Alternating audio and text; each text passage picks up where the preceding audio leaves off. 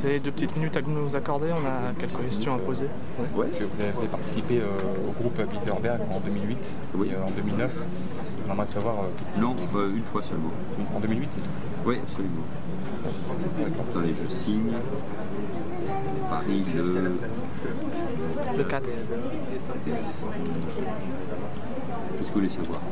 Qu'est-ce qui est discuté, qu'est-ce qui est débattu? D'abord, je vous invite les uns les autres qui vous intéressez à ce sujet à ne pas trop fantasmer sur la réalité de ce, de ce pouvoir.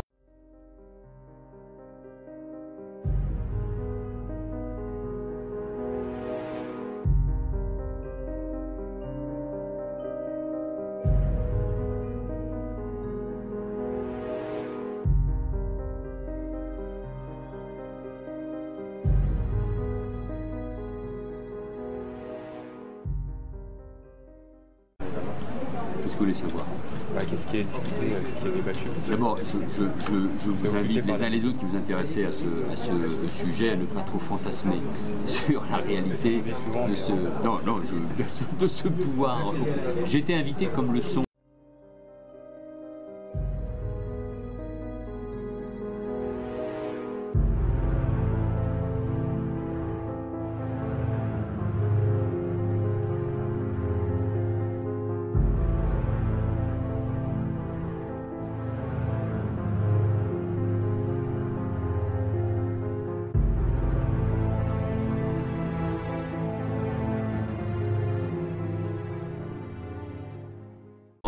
J'ai été invité comme le sont des responsables politiques importants, je ne suis pas censé le dire, mais par exemple il y avait Hubert Védrine, il y avait l'ancien ministre des Affaires étrangères vert, Joschka Fischer, qui était aussi invité à cette conférence pour écouter, pas pour m'exprimer. Il y avait le directeur général de l'EPAIS, je pense que c'est un lieu de rencontre entre les intellectuels, les journalistes, des économistes, des politiques. Moi j'ai été invité comme un des responsables politiques, peut-être en devenir, avec d'autres pour participer et pour entendre ce débat. Je trouvais que c'était d'ailleurs, c'était au début de la crise.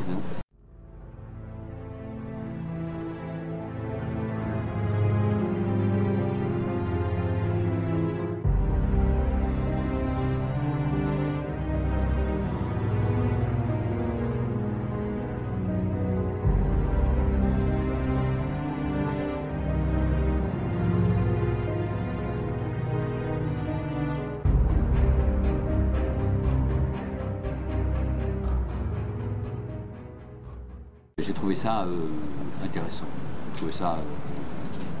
J'ai pas eu le sentiment d'être au cœur d'un vaste complot. C'était peut-être...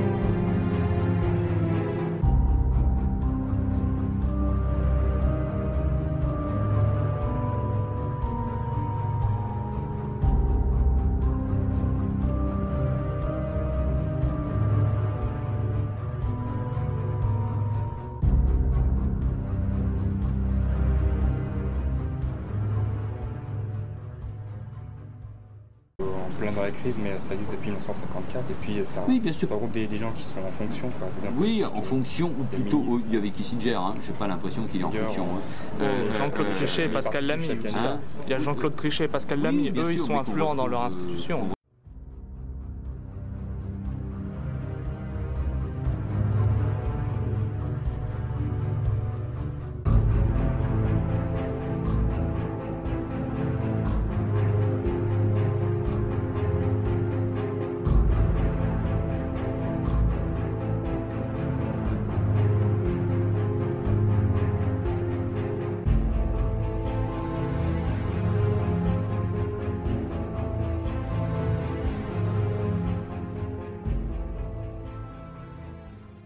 en plein dans la crise, mais ça existe depuis 1954. Et puis ça, Oui, bien sûr. ça regroupe des gens qui sont en fonction, quoi, des hommes Oui, politiques, en fonction, ou des plutôt, ministres. il y avait Kissinger, hein, j'ai pas l'impression qu'il est en Kissinger, fonction.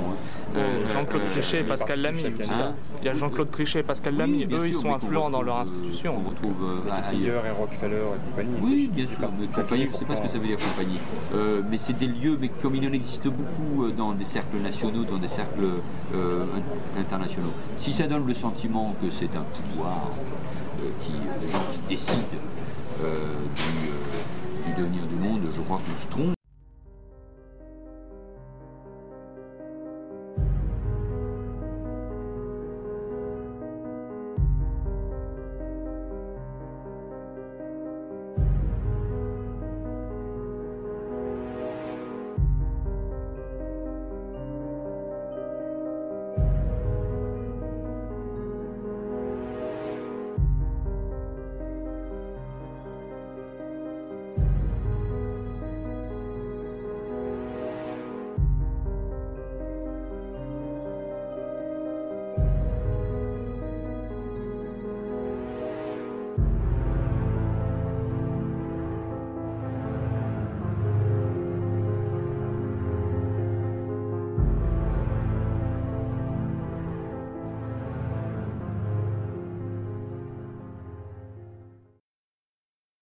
Que ce soit des lieux où les élites Ça internationales. donne bien l'impression en tout cas. Parce qu'en Oui, 2008, peut-être. par exemple, Hillary Clinton, qui avait Oui. participé au Bilderberg avec Obama, Oui. puis le lendemain, elle abandonne sa campagne. Et puis Barack Obama. Oui, mais vous savez, les thèses Il y a- Oui, non, mais je sais, mais il y a plein de.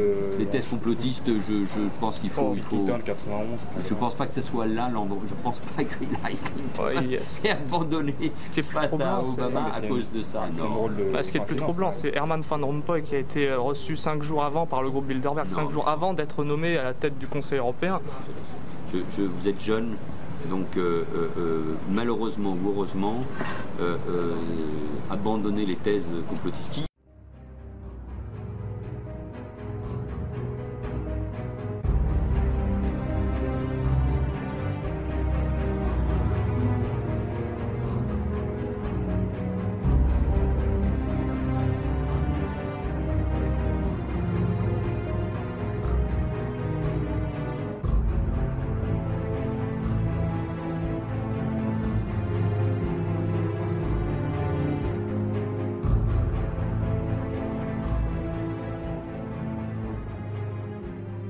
Il y a une finance internationale, de la spéculation, des gens qui pensent la même chose et de la pensée unique, ça c'est incontestable, ici ou ailleurs.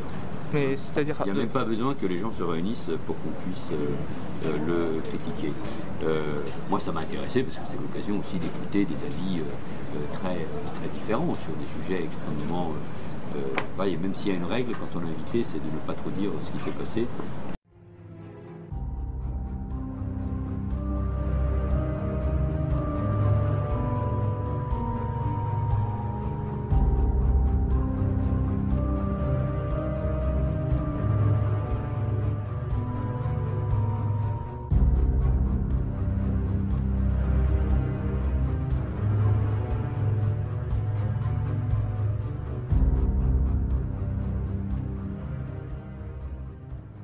Il y a une finance internationale, de la spéculation, des gens qui pensent la même chose et de la pensée unique, ça c'est incontestable, ici ou ailleurs. mais c'est-à-dire, Il n'y a même pas besoin que les gens se réunissent pour qu'on puisse le critiquer. Moi ça m'a intéressé parce que c'était l'occasion aussi d'écouter des avis très différents sur des sujets extrêmement... et même s'il y a une règle, quand on est invité, c'est de ne pas trop dire ce qui s'est passé.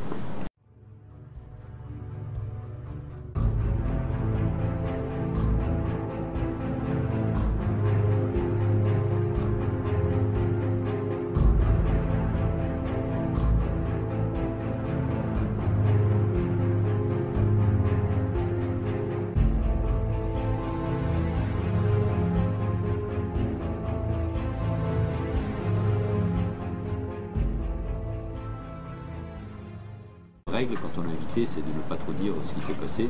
Enfin, il y avait c'est ça qui attire les soupçons. Oh oui, peut-être. Donc invitez-les à faire de la transparence. Merci. Oui, mais de par les fonctions qu'ils occupent, ils sont tout de même, les différents participants, ils sont tout de même capables de mettre en application des décisions qui peuvent avoir été prises sur place. À titre personnel, j'ai pas eu le sentiment de vivre ça, mais enfin, il y avait la reine d'Espagne, j'ai pas eu le sentiment que c'est elle qui dominait l'avenir de la politique nationale espagnole. Mais le fait que David Rockefeller, Henry Kissinger, qui sont eux-mêmes dans d'autres... Est-ce qu'ils ont besoin de ça pour compter davantage dans leur pays? Honnêtement, non. Non.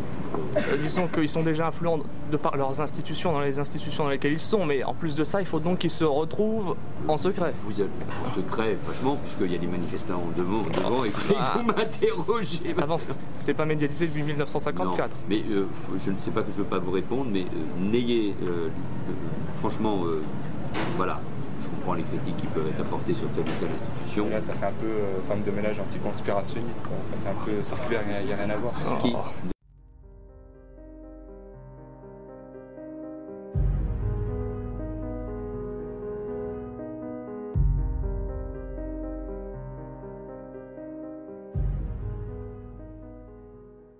Depuis 1954. Non, mais je ne sais pas que je ne veux pas vous répondre, mais n'ayez, franchement, voilà. Je comprends les critiques qui peuvent être apportées sur telle ou telle institution. Et là, ça fait un peu femme de ménage anticonspirationniste. Ça fait un peu circulaire, il n'y a rien à voir. De qui? De toutes les personnes à qui on peut poser la question. Ah non, mais moi je vous réponds très franchement, mais faites attention aux thèses complotistes.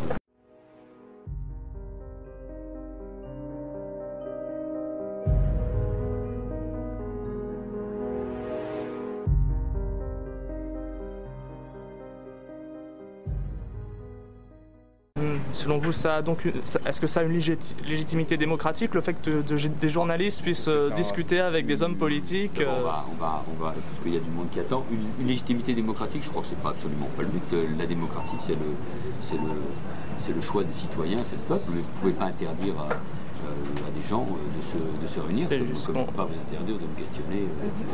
On a bien l'impression que le clivage droite-gauche présenté par les médias, on se paye la tête du bon peuple, si je puis dire. Le club du siècle, par exemple, dont vous êtes membre aussi. Et alors, qu'est-ce que vous voulez dire que des hommes politiques de droite, de gauche, qui sont essentiellement mondialistes, pour la plupart. Mondialistes, oui, au cœur même du complot judéo-maçonnique. Mais ça aussi, ça existe.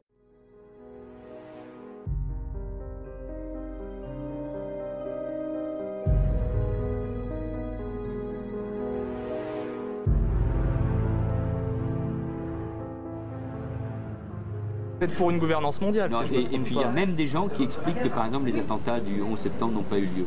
Non, pas qu'ils n'ont pas eu lieu, non, ce n'est pas ça. Ah bon, mais qui dit... Ils se posent des questions sur la version officielle. Ah voilà, donc nous y sommes là. Donc nous posons une question sur la version officielle. Oui, mais voilà, donc les mêmes qui critiquent le Bilderberg, qui mettent en cause le siècle. Non, attendez, les mêmes... en question le 11 septembre, mais qui ne parlent jamais du Bilderberg. C'est étrange, les mêmes qui parlent du Bilderberg, les mêmes qui parlent du complot mondialiste, du siècle, etc., sont les mêmes, comme vous, messieurs, qui posent des questions sur le 11 septembre. Donc notre entretien est terminé parce que... Non, vous êtes des gens qui se posent des questions qui malheureusement sont assez inquiétantes, surtout quand on est aussi jeune que vous.